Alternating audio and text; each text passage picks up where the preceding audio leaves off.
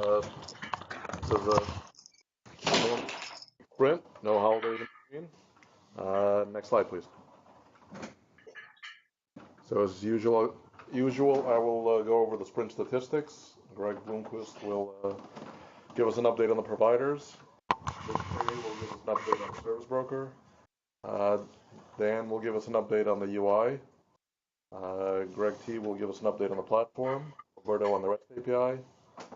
Gregg McCullough on Automate. Rich on SmartState. Dennis on Performance. And Dave Johnson on Quality Engineering. Next slide, please. In the sprint, there were, in total, across all of the repos, 424 pull requests merged, 274, I believe, merged in the main repo. It's a good distribution there between bugs and enhancements, almost even at 100 plus, and also about 100 plus of tech debt and refactoring. So pretty good split all around. Next slide, please.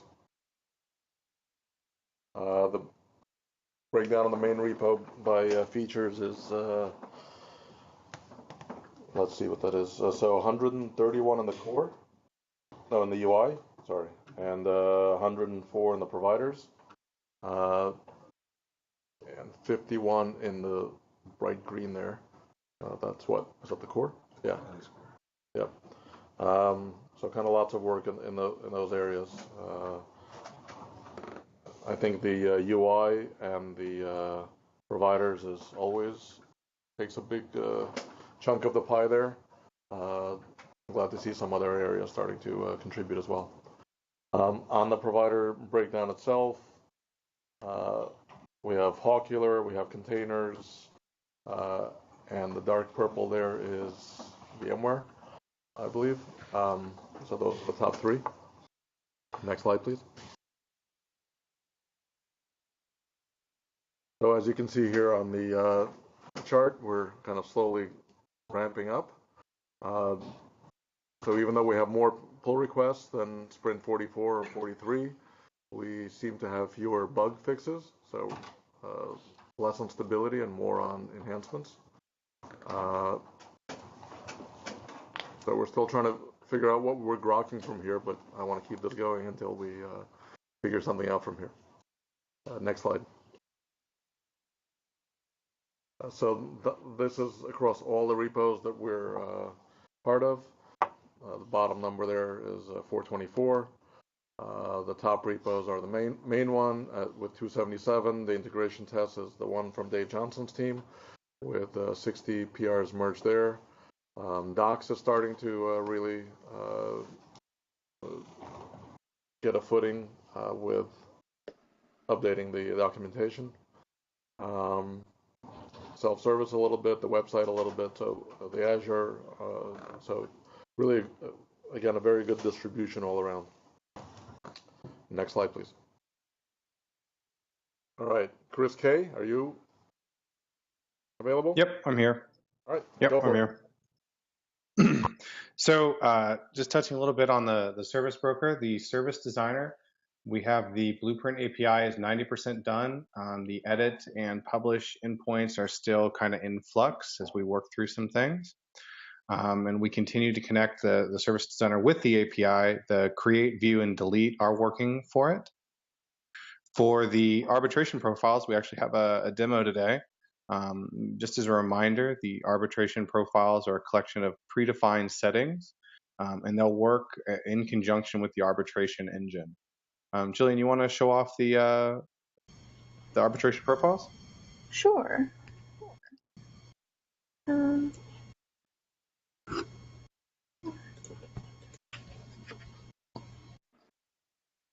Are you able to see it? Yep, we see it. Yep. Okay, awesome. Okay, so we'll get going here. You'll find the arbitration profiles underneath cloud providers. We'll go there and we'll select AWS. And here under configuration, you'll see your arbitration profiles. And from here, you'll be able to add a new one. You'll add in a name and a description.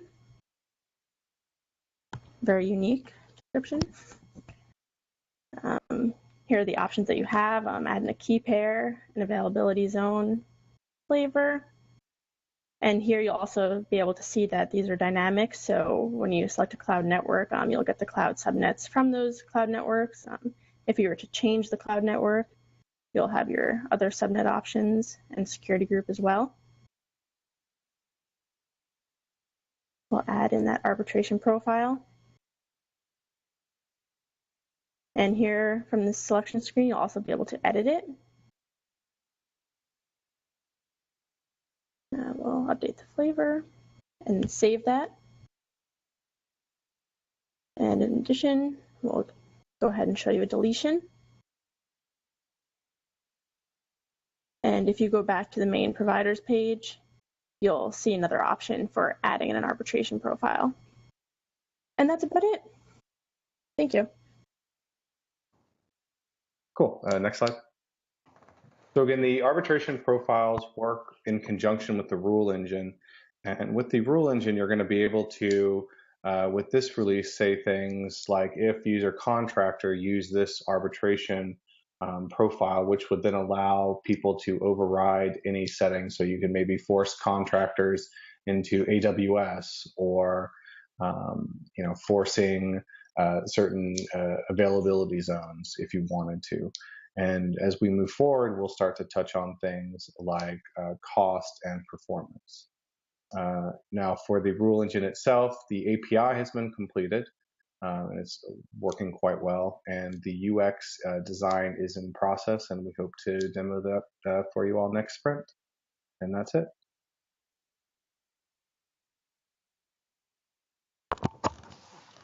All right, I think Gregg B is available. Gregg, you want to try now? Gregg? All right. Can you? No. That didn't work. All right. How about now? Got much better.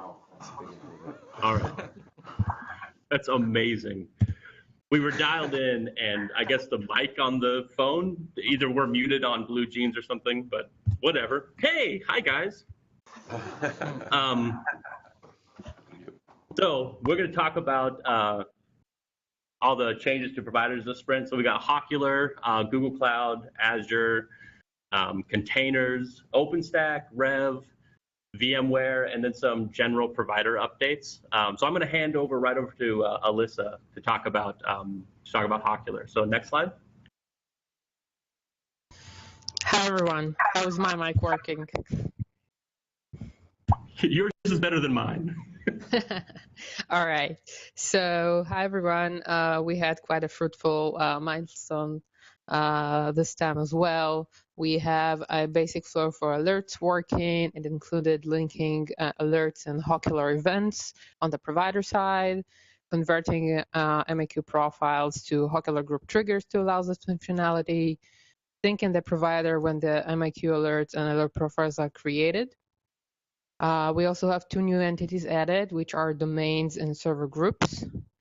It includes a backend UI and their visualization in the topology. There is one limitation I'd like to mention. We're still missing relevant icons for those entities. We're waiting for the design, so you might see some sad smileys for the placeholders in the UI at the moment.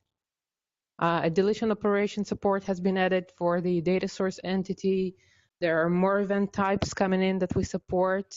Cross-linking has been added a couple of sprints ago, but the visualization to the topology finally entered this sprint. There's a new button for checking authentication in the middleware providers list view. For the same functionality was added to a single provider in the last sprint, so it's just the same, but for multiple providers. Next slide, please. Other areas that we have touched, the Hawkular gem has been upgraded to version 2.4. As always, we fixed multiple bugs in multiple areas. And there's one more big enhancement, but it's more related to the core UI for the toolbars, and it will be addressed in Dan Clarizio's user interface section. Thanks. Back to you. All right, cool. Thanks, Alyssa. Okay, so you all know my presentation style by now. I have like nearly empty slides, talk about the accomplishments of the different providers. For this sprint, one thing that's consistent across all the providers is that they had lots of bug fixes. So instead of me just saying, this provider had lots of bug fixes, we're going to try something different. So before I go to the next slide, I'm going to say, and finally, this provider, and then everybody unmutes and says, had a lot of bug fixes. So we can get some audience participation. So our friends over at Google added support for preemptible instances. And in case you don't know what these are, Google has special low-cost instances that Google might terminate and reclaim if it determines that it needs the power for other reasons. And also Tina from the ManageIQ team improved support for instance retirement in Google. Okay, so here we go. And finally, this provider had a lot of bug fixes. A lot of bug fixes. Perfect. Okay, next slide. All right, on Azure, Brona added network, memory, and disk utilization metrics, which basically finishes out the list of supported metrics we're collecting for Azure. And Dan fixed a proxy issue where inventory collection would bypass the proxy when collecting templates. So obviously we want orchestration templates, so this was a good fix. And Rich, he added caching for Azure SmartState, and this reduced the number of average read requests from over 7,000 to fewer than 1,000, so a huge performance gain. He might actually talk about this later, so I might be stepping on him a little bit. And finally, this provider had a lot of bug fixes. All right, next slide.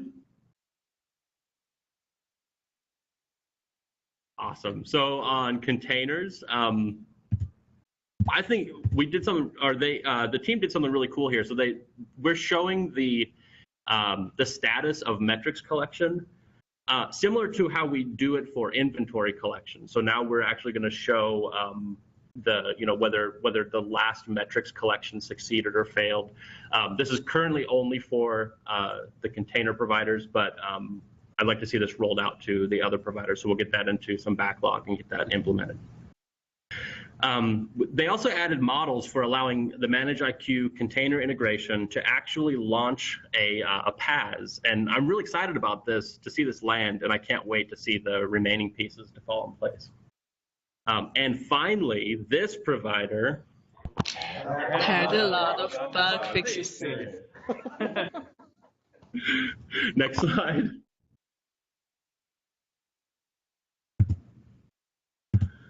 All right, so OpenStack. So the OpenStack team added support for collecting host aggregate inventory, and host aggregates are OpenStack. It's an OpenStack concept to help further partition availability zones.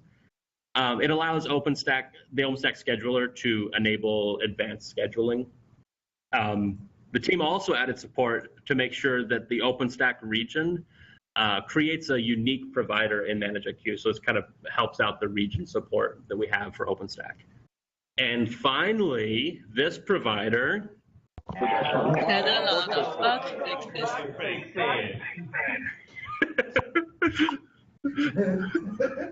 So awesome. Okay, so next slide.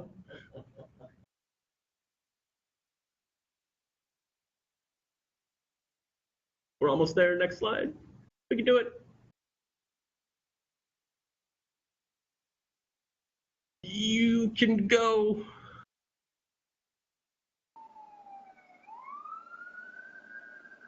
Here comes the ambulance to move us to the next slide. Right. Awesome, we did it. Okay, so there we go. So the Rev team this sprint, they added snapshot support, and I read through the pull request on this one. It's really cool. They can see, create, and delete snapshots, as well as they can revert VMs to existing snapshots. And finally, this provider.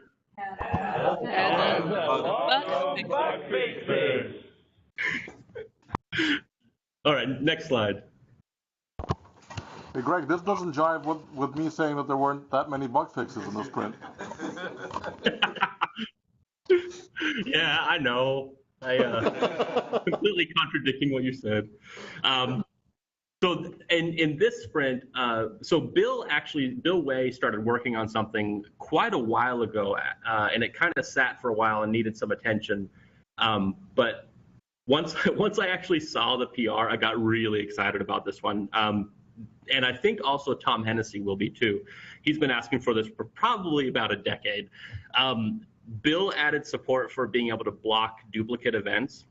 And there's some configuration thresholds and things like that to govern when and how events are blocked. But this allows admins to kind of save appliances from that dreaded event storm. Also, Adam and James worked through the sprint to finish up support for storage profiles. And I think they're putting together a video demo for next sprint, because there's a couple things they needed to finish off there. And finally, this provider.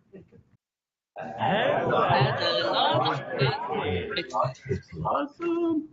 All right. Next slide, and I think I've got to steal it for a second so I can do a video. So our team from XLab has been working on adding vCloud support for VMware, and they put together a quick demo. It's a silent movie, so I'll kind of talk over it and describe what's going on. So they've added support for adding a new vCloud provider. So we'll see them go through, select vCloud, enter all the credential information at endpoint.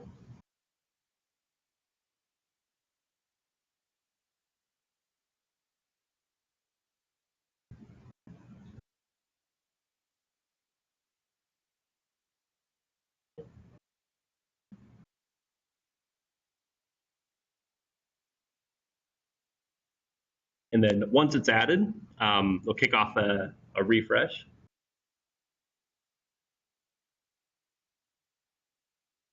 And through the power of television, they'll skip past the wait time and get us to showing all the relationships they have. So right now there's instances, images, and orchestration stacks.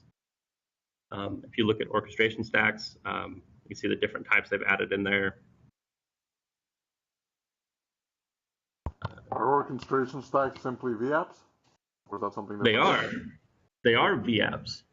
Yeah, so we're collecting they're collecting VApps as orchestration stacks. And then they've also added support for power control. So he's going to go into one of the instances here, show off some of the relationship pieces that are displayed in the summary, and then stop an instance. Then jump over to the vCloud display, find that instance, and you can see that it's partially powered off. So it's getting there, it's trying to power off. Takes a little bit of time.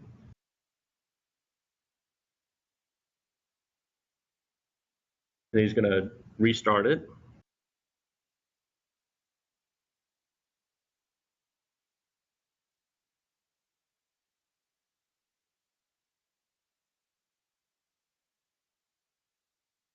And there it goes, powering on. It took a little bit to get the message over to vCloud, but it finally started powering on the instance. And that's it. So they've got inventory, authentication, and power operations for instances. Okay, this last time, everybody's going to say it in their first language. You ready? And this, and finally, this provider.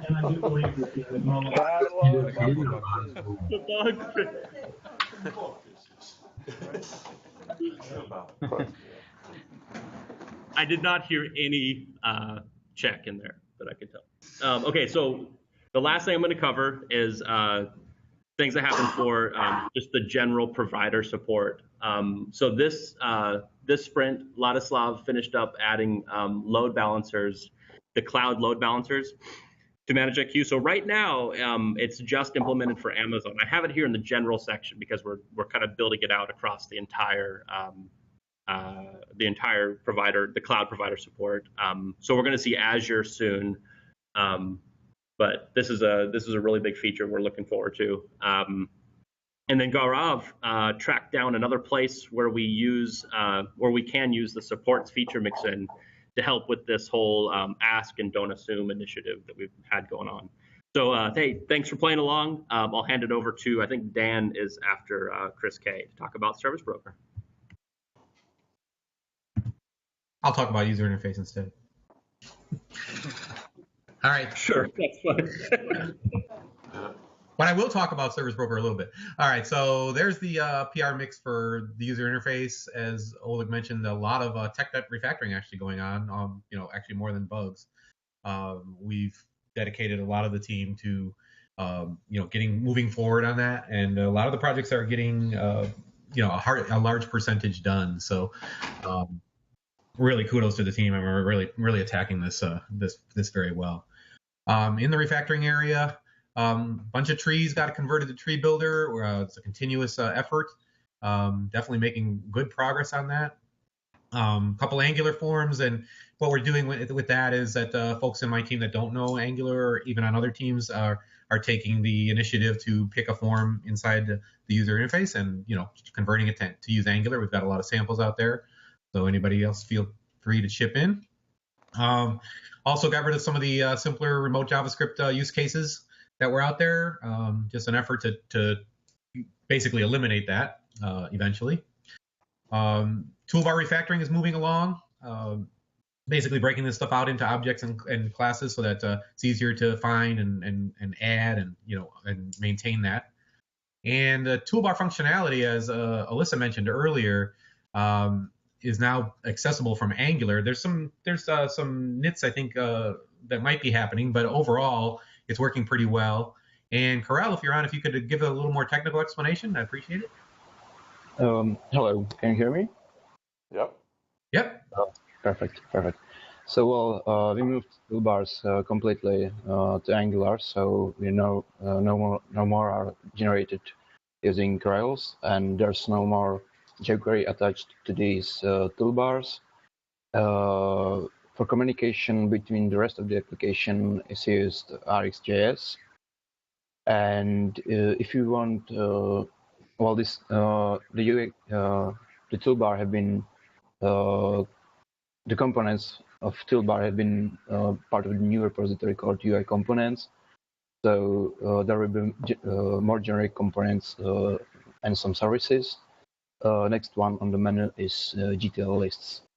So if anyone wants to contribute to this repository, it's under ManageIQ UI components, and so feel free to contribute. There's Webpack, TypeScript, Angular, and Webpack, TypeScript, and Angular is technology stack. Great, thanks, Carl. Yeah, so we've been working with the middleware team, and Carl's been leading that effort and really just broadening out the Angular support. It will also allow the toolbars to talk to other parts of the screen. It already is actually talking to other parts of the screen, and as Carl mentioned, the grid tile list areas, the GTL list areas are next to become Angularized, and we'll just keep moving forward on that. All right, next slide. All right, on the enhancement side, where we're able to get some items in, some features in. We have internationalization support for the UI plugins. Currently, the only UI plugin we have right now is for the Red Hat Access, but anybody that creates one will be able to have internationalization support.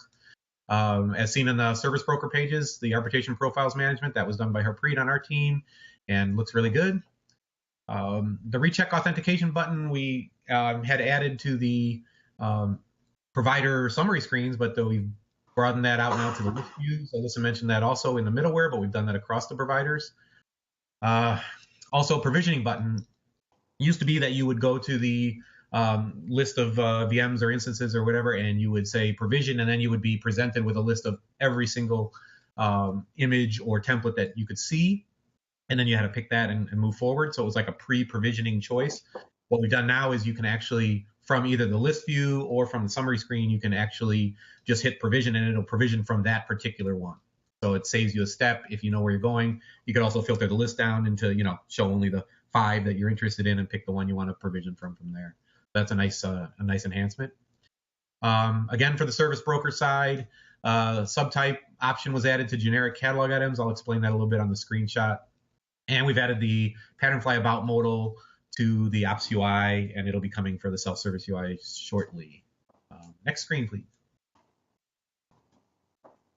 All right, so this is the Recheck Authentication button.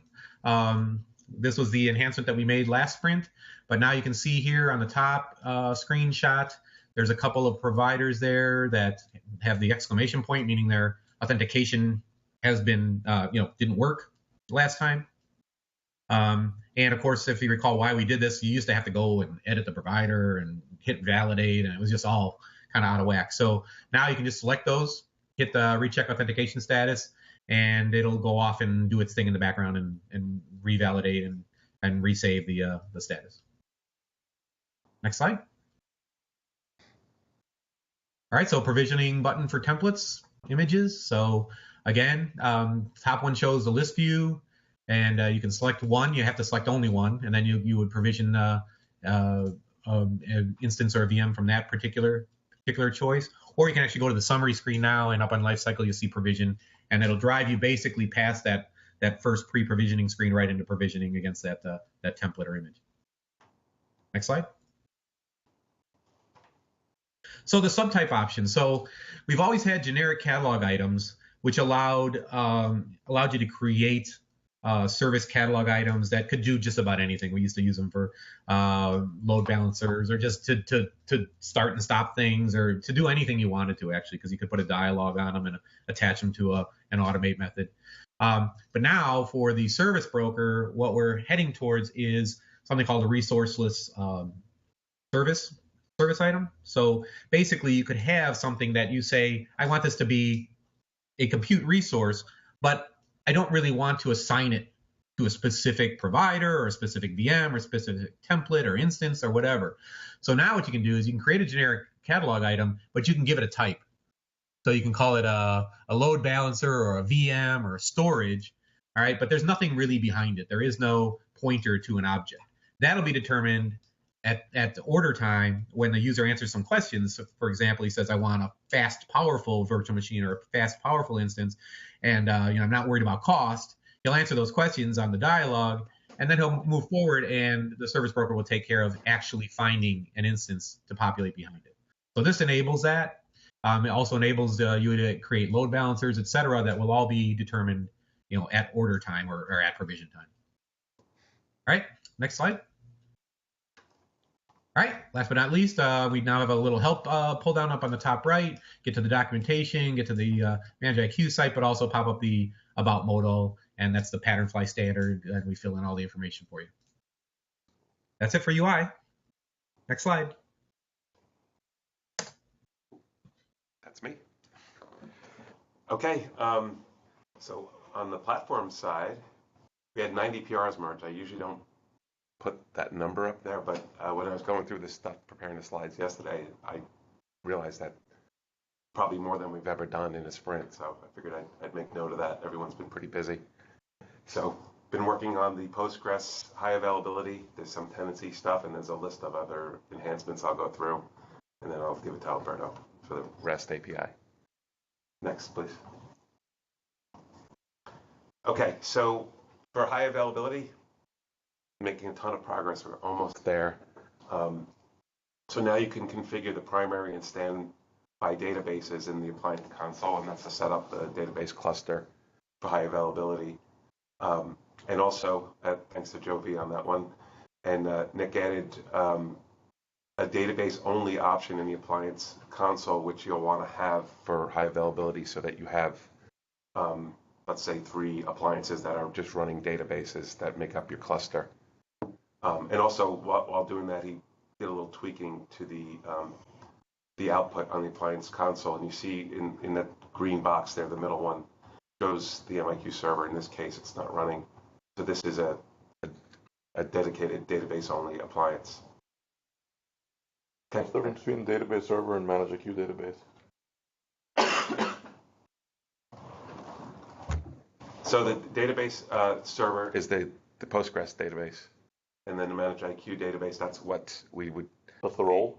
No, that's the what we're configured to point to, as far as the database for the application. So there's no application running on this one, so it's not configured.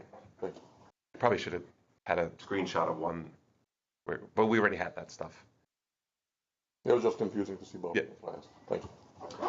Okay, and so Nick and Yuri as well have been working on this piece of the puzzle for high availability, which is the failover monitor. So that actually will run as a service under System D, and it'll provide automatic failover of an EVM server to a new primary database in the event that we have a failure on the primary. Goes down. There's so it'll actually pull through. It keeps a list of databases, connection information that actually gets from Rep Manager, and keeps in a local file so that it has access if you can't talk to it. And it'll go through that and find and keep polling for a new primary. And once it gets that, it'll actually stop the EVM server, update the database YAML with the new connection information, and start the EVM server up, and it'll complete the failover. It's really cool. All right, next slide, please. Actually, there's one more thing I need to say about the high availability. So the last piece of that, and we're working on that for this sprint, is the automatic promotion of a standby server to a primary server when one fails, and that's on the Rep Manager side. And I think we have already a PR for that today. So that would complete the high-level functionality for high availability. So hopefully we'll have a demo of that for the next sprint review. Okay. All right, on the tenancy side, so Chris and LJ continue to work tirelessly towards getting support for sharing resources across tenant. They're still working on all the groundwork that they need to do in the back end to support multiple entitlements, which will support sharing of resources. So I guess one big milestone of note is on the RBAC side, just cleaning up the role allows from, we had an application helper and user, combining those things, moving it to RBAC. Eventually we will be able to pass into that the context, like what you're looking at, because right now those are separate, and that's one of the big challenges that they're facing as far as getting support for multiple entitlements and getting sharing completed. And then that last bullet there, we continued working on mapping OpenStack cloud tenants to our CloudForms tenants. So this is a small piece, but there's a couple open PRs that'll get merged for this upcoming sprint that'll have the mapping of creating of a dedicated tenant for OpenStack provider, and then mapping the cloud tenants from that provider to real cloud tenants on the CloudForm side. Libor's working on that. Next slide. Okay, some additional enhancements and bug fixes, but not a lot of them. So we've upgraded Ruby from 2.2.5 to 2.3.1, and LJ actually added option to configure which Rails web server to use. So Puma was the default, still the default. You can switch to Thin if you want, and we're thinking about adding some of the other ones like Unicorn to the list, so then to give more options. Also, we're working on productizing the database maintenance scripts, the Tom Hennessy's, the ones that you had to download and then install an appliance yourself. So the first step of that was moving them onto the appliance, which Nick has done. And we're working on, in the upcoming sprint, basically just taking them as is and having the appliance console option to create the cron jobs for running those things. But ultimately, we want to completely pull them into the application, do it all through straight SQL, and also review that stuff in the context of Postgres 9.5, because some of this stuff was written a long time ago, and just figure out what's still needed, and maybe some of the stuff we can just do as tuning. So that's kind of an ongoing effort. I wasn't going to mention this last one, but I realized that Tim had just a plethora of PRs around refactoring expressions. So he keeps working on that. There's a lot of cleanup having to do with the dates and times, and now he had been working on redoing the conversion to SQL from the expressions, and now he's looking at the Ruby side of it. And yeah, that's it. I'll turn it to Alberto. All right, so on the API side, refactoring is continuing here. So Tim and Shimon have been pretty busy there. We have 12 PRs got merged there. Some fixes that came in, Shimon worked on hiding. We had the internal tenant groups that were exposed before we really didn't need to, so that's now being hidden. Also, we bumped up the check for read-only groups on the back end, and now we're using a 403 for that. That was also Shimon's work. And also, when we did some of the refactoring, we kind of broke the request logging for the API, so that got fixed in the sprint. Next slide, please. Okay, so the biggie here, Tim has been relentlessly working on this. So we have a new entry point API blueprint. So working with Gregg and Bill here, of course. So we have a full CRUD support on the blueprints. So here, giving you an example on the creation of the blueprints with the encompassing bundle here, and some of the examples here. So for editing single or multiple bulk updates on blueprints, as well as deleting them, that's made available, work in progress. Next slide, please. All right, and here just an example. So upon getting a blueprint, there was a need from the UI folks to be able to get the serialized content of the blueprint itself. So we actually bring that out. It's a virtual attribute, but we bring that out with the upon a get on the blueprint, as shown here. Next slide, please. All right, so one of the enhancements Shimon did, we now allow compressed IDs on the inbound requests, gets post or whatever you specify in href. So you don't have to remember how many zeros do I have to put in there. So really, really helpful. Next slide, please. All right, and yeah, that was Jillian's work. I'll hand it off to Chris K. to talk about that.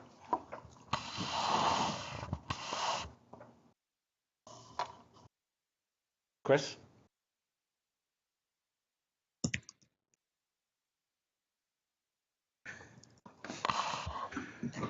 I heard it. What?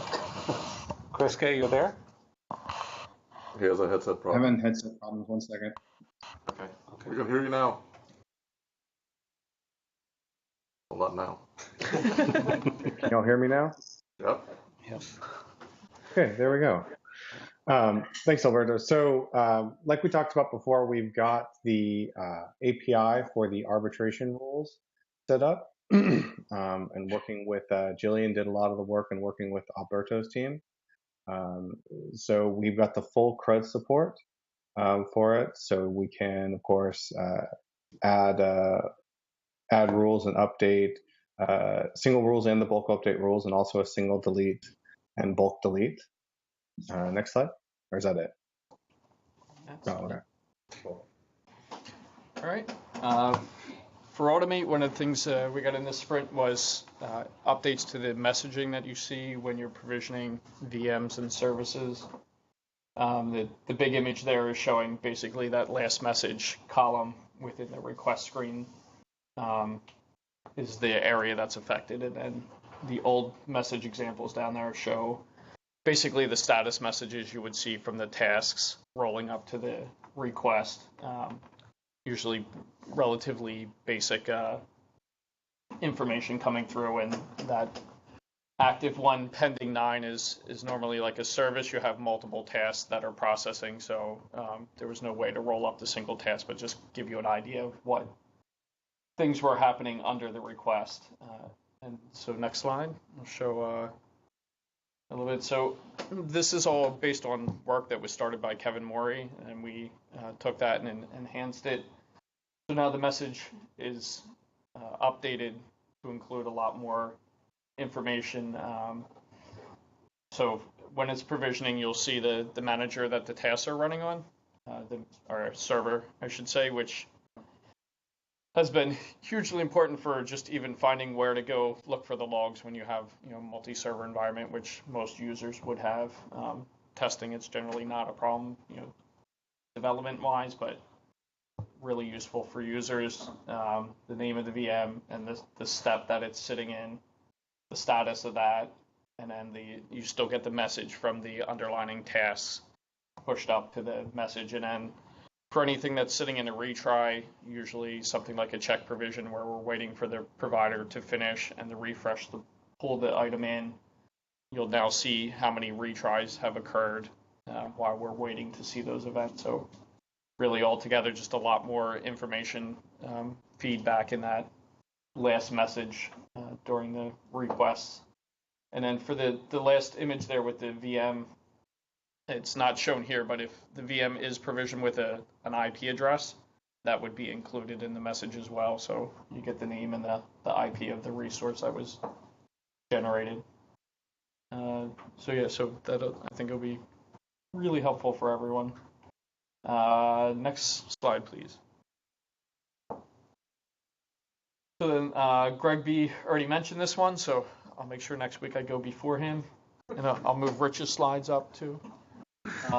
So we added the elements needed for Google Compute Engine to fully support retirement. And then from the automate service models, not every model was tagged, and so there was not an easy way to figure out which ones supported it, which ones didn't. So we enabled a tagging method that is available on both the model, the class, as well as down into the instances, and the little screenshot there showing 2 models that represent that. And then work is continued on the generic object stuff. So this sprint we got in defining associations, supporting tagging on the generic objects, and then methods to allow those to be assigned and removed from services.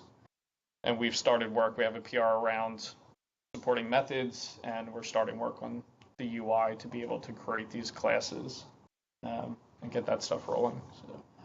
So, the one thing I don't have listed in here is the work that Bill's been doing on the blueprint stuff. I know it's been mentioned in a couple other places, working with Alberto and Tim and the other team members to get a lot of back-end model support implemented for that. So that's been a huge effort.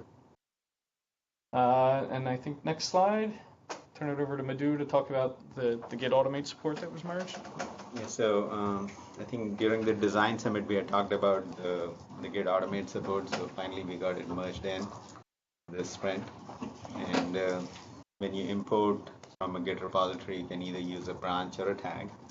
And when you import, the contents are logged. You actually cannot edit any of the instances of the methods, but you can actually edit certain properties in a Git enabled domain. Like you can basically enable or disable a domain. You can change its priority, and you also have the ability to remove a domain in case you don't like a domain that you downloaded from somebody else. And there is a dedicated server role to store the repository. It's actually in a multi-appliance environment. There would be one dedicated appliance that will actually store the repository. And from that repository, we drive all of the imports and everything in. So if you're on a scenario where your appliance does not have the Git repository, the request gets routed to the right appliance to actually do an import. In the future, I think we have to implement an API, a REST API, which will allow somebody to write a custom Git hook. So as soon as they see a new update to the repository, they can actually call us and refresh the database by doing a new import. The next slide, please. demos I need to share.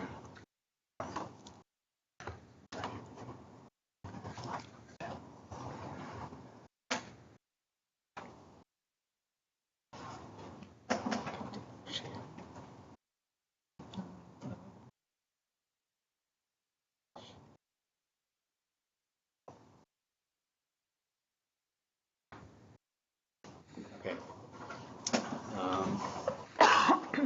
If you go into the EVM configuration, there is an option, a new server role called Get Repositories Owner. You can actually enable or disable that, and there'd be typically one appliance in your environment that would have that role enabled. And this is the appliance that actually would get all the import calls routed. So today, actually, in this demo, I have one example, which is a ManageIQ domain. It is logged. If you go into the import-export screen, you can actually paste in a URL. So I have like a simple domain, which basically has a couple of branches and also a tag. You can actually just copy the URL from there and just paste it onto our screen. And the user ID and password, they're optional. You do a submit.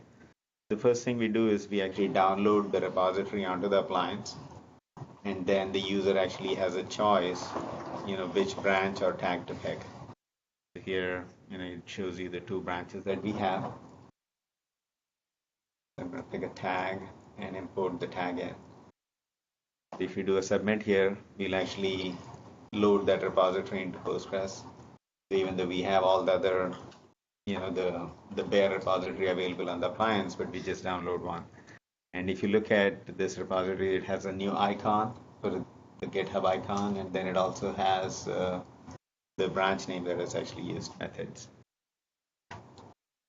So if you look at the properties, you can edit this domain. You can actually enable or disable it. You can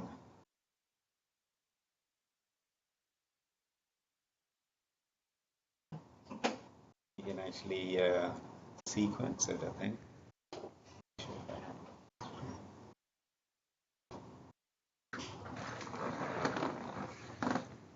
So most of the contents in a Git domain are logged. So if you were to navigate down to an instance or a method and you clicked on it, you'd not be able to edit this instance. The only thing that you can actually do is copy it out to a separate domain, make your edits, and that would be a local copy.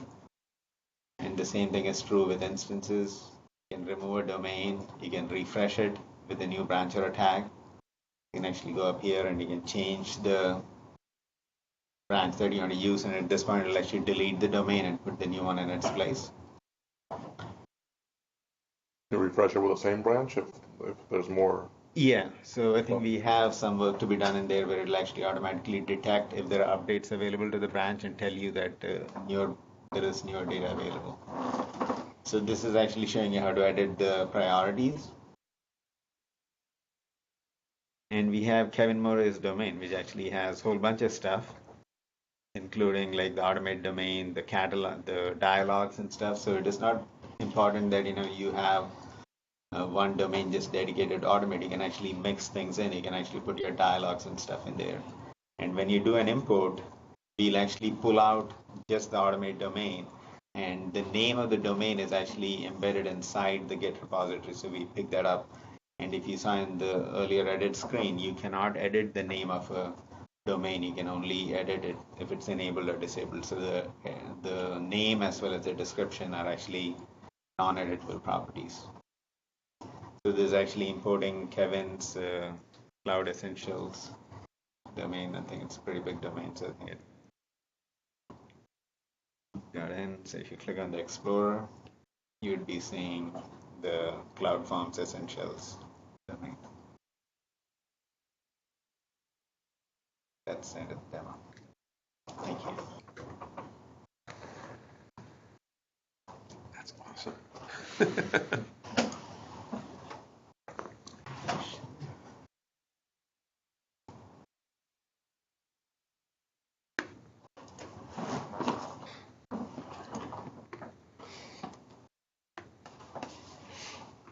Back over to John. And getting to Rich. Okay.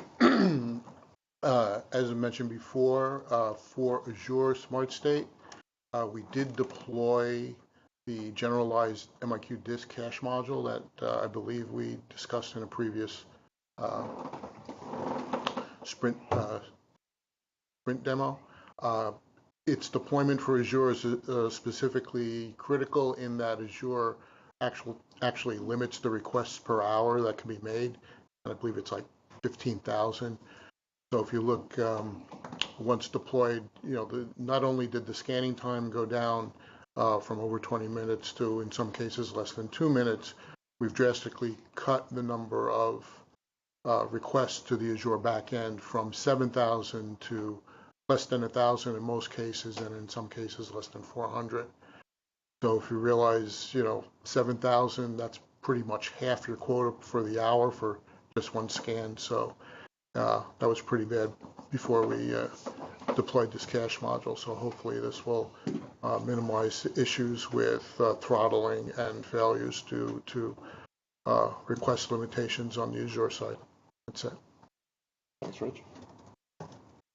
So for this sprint, the focus for the performance team was really the UI performance across multiple pages. We're working through a list of, from the slowest pages to the best pages. Once the PRs were page specific, they only affected one page. Some cases we got lucky and, a change will affect multiple pages. The big win for us this time was actually a multi-page impact. The test data is for services, workloads, all VMs. We have a database we're using out from the field, about 20,000 VMs in it, and that page was taking about 94 seconds to load. With the changes, about half a second. And again, that affects multiple pages, so that's a huge win. Thanks to Nick for that one. And that's it. That's amazing. Okay, Dave Johnson, Quality Engineering. Can you guys hear me okay? Yep. So we've been continuing to verify issues that are being fixed. There were some 75 issues that we targeted this past sprint. Most of them passed. 8 of them were reopened. Shame, we know your name. We began focusing on the upstream nightly builds for testing this past week. We're a little bit behind the curve. We did open up 50-some issues in the last 7 days. I'm sure you guys have seen a lot more GitHub issues coming through. We're continuing to work on the automation, building out more coverage around middleware containers, Azure scenarios. We'll try to start to get some more specifics in terms of like the PR breakdown and what actual support that we're adding to the test framework. But right now I'm taking Gregg Blomquist models and just saying we're fixing bugs. We're continuing to refactor for our next version of the framework. This is all in an effort to follow suit in terms of like provider endpoints, but also make the framework easier to consume for external parties. A couple problems that we wanted to highlight on this slide is just we need a better solution around understanding when JavaScript is complete in the web UI. This is something that we brought up at the ManageIQ Summit earlier this year. We're continuing to work with the UI team, but this is something that we really need to get some traction on. Right now, QE has a patch where we patch the appliance. That's helped us in many cases, but it's not a complete solution. On top of that, just a lot of string changes that affect the automation. Some of them are unavoidable. We're not necessarily complaining about those, but some of them, I don't know, the change doesn't necessarily make a whole lot of sense. Ultimately, this would be fixed by better static element IDs. Again, this is something that we're trying to work with the web UI team to get more traction around, but just kind of wanted to highlight those on this call. That's all I have. Okay. So one more thing I wanted to mention is that during the sprint, we were also, with the help of Geert Janssen, we were able to create a Vagrant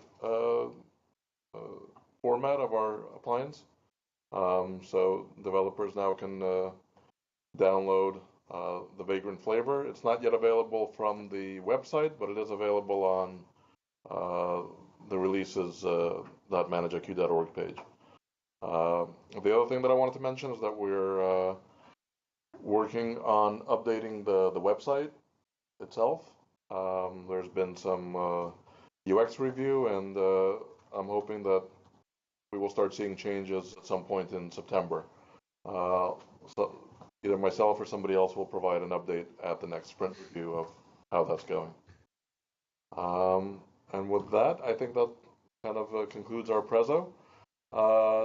If there's any questions or comments, although didn't see any on the chat there, if anybody has anything to say. The question is, where's the repo for the Vagrant image? Satowi, do you know what the answer is? The repo? What do you mean by? Yeah, what do you mean by the repo? So do we have a place where we're actually keeping the Vagrant file, any kind of config scripts you need to bring it up, etc.? So it's on releases.manageiq.org, and the Vagrant file itself should be checked into. Sorry. Yeah, should be checked into the. ManageIQ plans.